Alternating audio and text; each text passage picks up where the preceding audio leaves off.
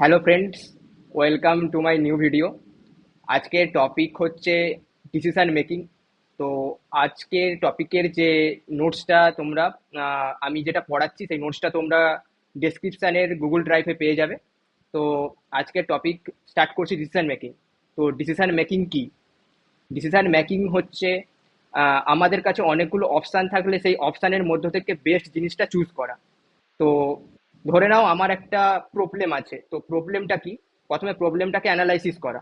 তো প্রবলেমটা হচ্ছে আমি আমার ফটোগ্রাফির জন্য একটা বেস্ট ফোন চুজ করতে চাই। তো আমার কাছে ৩-৪টে ফোনের অপশান আছে। তো আমি সেই অপশানগুলোকে আগে চুজ করব। তো আমার কাছে আইফোন আছে, স্যামসাং আছে, ভিভো আছে। তো এই ফোনগুলোর মধ্যে কোনটার ব্যাটারি লাইফ ভালো, কোনটার ক্যামেরার পিক্সেল ভালো, কোনটার স্ক্রিন কোয়ালিটি ভালো, কোনটার ডিসপ্লে ভালো, কোনটার মধ্যে বেশি সিকিউরিটি আছে, সেটার উপর ডিপেন্ড করে আমি আমার একটা বেস্ট ডিসিশন নেব যে কোন ফোনটা আমি কিনবো। তো অনেকগুলো প্রোডাক্টের মধ্য থেকে একটা প্রোডাক্টকে চুজ করার যে প্রসেস তাকেই ডিসিশন মেকিং বলা হয়। এর ডিসিশন মেকিং সার্টেনিটি অ্যান্ড আনসার্টেনিটির ওপর ডিপেন্ড করে। তো সার্টেনিটি কি? সার্টেনিটি হচ্ছে যখন ওই প্রোডাক্টটার সম্বন্ধে, ওই প্রোডাক্টটার সম্পর্কে আমরা যখন সব কিছুটা জানবো, যে ওই প্রোডাক্টটা কেন আমি পারচেস করছি, ওই প্রোডাক্টটার মধ্যে তার যে কোয়ালিটি, তার যে ফাংশন, সেই ফাংশনগুলো জেনে সেই জিনিসটাকে যখন আমি বাই করব, তখন সেটা আমার বেস্ট অপশান হবে বা বেস্ট আমি চয়েস চুজ করতে পারবো। কিন্তু আর আনসার্টেনিটির ক্ষেত্রে কি হবে? জিনিসটা সম্বন্ধে কিছু না জেনে জিনিসটা বাই করার পরে আমার কিন্তু রিস্ক থাকতে পারে, ফিউচারে সেটা আমার লস হতে পারে বা তার মধ্যে কিছু প্রবলেমস আসতে পারে। তো সেটাকে আনসার্টেনিটি বলা হয়। তো আনসার্টেনিটির মধ্য দিয়ে যদি আমি চুজ করে আমি কোনো একটা প্রোডাক্ট কিনি বা পারচেস করি, তো সেই প্রোডাক্টটা কিন্তু ফিউচারে আমার আর আমাকে লস করাতে পারে, কারণ সেই প্রোডাক্টটা সম্বন্ধে আমি কিছু না জেনে সেই প্রোডাক্টটা আমি পারচেস করেছি। ঠিক আছে। আমাদের নেক্সট টপিক হচ্ছে decision making environment. Decision making environment মানে আমি কোনো একটা প্রোডাক্ট পারচেস করার আগে সেই প্রোডাক্ট সম্বন্ধে কি আমি সব কিছু জানি, মানে সেই প্রোডাক্টের নেচার, সেই প্রোডাক্টটা কিনে আমার লাভ হবে কি হবে না।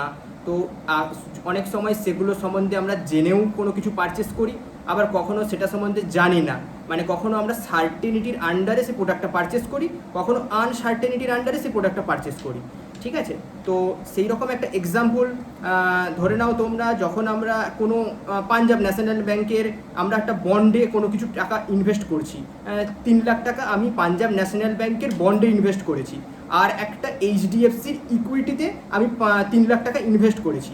তো বন্ড যে আমরা ইনভেস্ট করেছি সেটা হচ্ছে সার্টেনিটি, মানে আমরা জানি ওই বন্ডে ইনভেস্ট করার পরে আমরা 7.2% ইন্টারেস্ট অলরেডি পাবো, আমরা সেটা আগে থেকে জেনে সেখানে আমরা বন্ডে ইনভেস্ট করছি, সেটাকে সার্টেনিটি বলা হয়।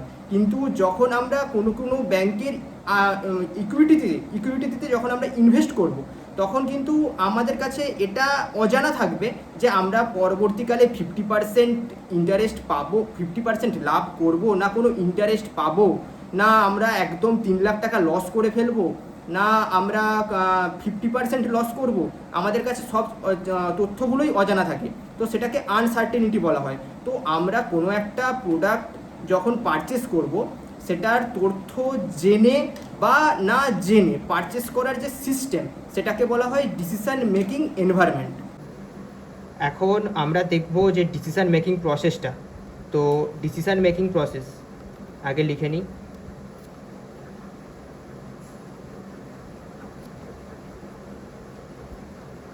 তো ডিসিশন মেকিং প্রসেসের কিছু স্টেপস আছে। তো আমরা ফার্স্ট স্টেপসটা ডিসকাশন করব। ফার্স্ট স্টেপস হচ্ছে ডিফাইনিং অ্যান্ড অ্যানালাইজিং প্রবলেম। তো ডিফাইনিং অ্যান্ড অ্যানালাইজিং প্রবলেমটা কি? আমাকে আগে মানে ডিসিশান নেওয়ার আগে আমাকে জানতে হবে যে আমার আগে প্রবলেমটা কী। তো ধরে নিই আমার প্রবলেম হচ্ছে ফটোগ্রাফির জন্য একটা ফোন সামথিং আমার কেনা। তো ডিসিশান অ্যান্ড প্রবলেমটা আমি জেনে গেলাম। তো তারপরে আমাকে এখন দেখতে হবে যে সেটার আর মানে ডেভেলপিং অল্টারনেটিভ সলিউশন। তো আমার ওই প্রবলেমটার জন্য কী কী জিনিস আমার ডেভেলপ অলরেডি আছে। তো আমার একটা ফোন দরকার, তো ফটোগ্রাফির জন্য যেটা অলরেডি ডেভেলপ আছে, তো তার এবার অল্টারনেটিভ সলিউশনস আছে। অনেক কোম্পানির অনেক ফোনস আছে, আইফোন, স্যামসাং, ভিভো সামথিং আছে। সো আমার কাছে অল্টারনেটিভ অনেকগুলো সলিউশনস হয়ে গেল। তো এরপরের স্টেপস হচ্ছে এভালুয়েশান। তো আমাকে এবার এভালুয়েট করতে হবে যে প্রত্যেকটা কোম্পানির ফোনের মধ্যে কী কী ফাংশানস আলাদা আছে, তো সেই হিসাবে আমাকে সেটার বেটার অপশানটা চুজ করতে হবে। তো কোনো ফোনের মধ্যে ব্যাটারি ব্যাকআপ ভালো, কোনো ফোনের মধ্যে ক্যামেরার কোয়ালিটি ভালো, তো সেই হিসাবে আমাকে তার অল্টারনেটিভ জিনিসগুলোকে এভালুয়েট করতে হবে। তো এভালুয়েট করার পরে তো এবার আমাকে সিলেক্ট করতে হবে যে কোন প্রোডাক্টটা আমি এবার বেস্ট পারচেস করব। তো এখন হচ্ছে আমাকে সিলেক্টিং, তো সিলেক্টিং হয়ে গেল। তো সিলেক্টিং করার পরে এবার আমাকে ইমপ্লিমেন্টিং করতে হবে, সেটাকে আমাকে পারচেস করতে হবে। তো পারচেস করার জন্য আমাকে ইমপ্লিমেন্টিং করতে হবে। ইমপ্লিমেন্টিং মানে সেই প্রোডাক্টটা আমি যেটা বেস্ট চুজ করেছি সেই প্রোডাক্টটাকে আমাকে পারচেস করতে হবে। তো ইমপ্লিমেন্টিংয়ের পরে এবার হবে ফলো আপ। তো ফলো আপটা কি? ফলো আপ হচ্ছে ওর পরে আমি যে প্রোডাক্টটা পারচেস করেছি সেই প্রোডাক্টটা কি অ্যাকচুয়ালি আমাকে কিছু বেনিফিটস দিচ্ছে, না সেই প্রোডাক্টটা আমার ভুল পারচেস করা হয়ে গেছে, ভুল ডিসিশন নেওয়া হয়ে গেছে, সেটার ওপরে ডিপেন্ড করছে আবার ডিফাইনিং করা। মানে আমি প্রোডাক্টটা কেনার পরে তার ফিডব্যাকটা যদি ভালো হয় তাহলে আমি প্রোডাক্টটার সাথে থাকবো, আর যদি ফিডব্যাকটা খারাপ হয় তাহলে আমি আবার ডিফাইনিং অ্যান্ড অ্যানালাইজিং